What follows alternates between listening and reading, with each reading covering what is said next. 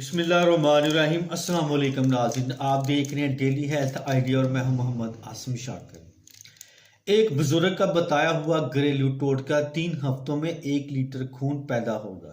जिनको खून की कमी हो और वो 3 हफ्तों में 1 लीटर खून बनाना चाहते हो या वो अफराद जो चाहती हों कि उनका चेहरा गुलाब की तरह चमकता दमकता और बारौनक हो जाए और जिसमें फिटनेस ऐसी लाजवाब कि लोग रश करें,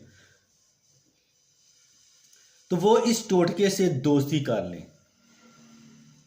हुल शाफी, 1 बड़ा चम्मच सिरका अंगूर में 2 अदद खुशक अंजीर टुकड़े टुकड़े करके रात को भिगो दें और सुबह नहार मुंह अंजीर के वो टुकड़े खा लें। चंद ही दिनों में कमाल देखें।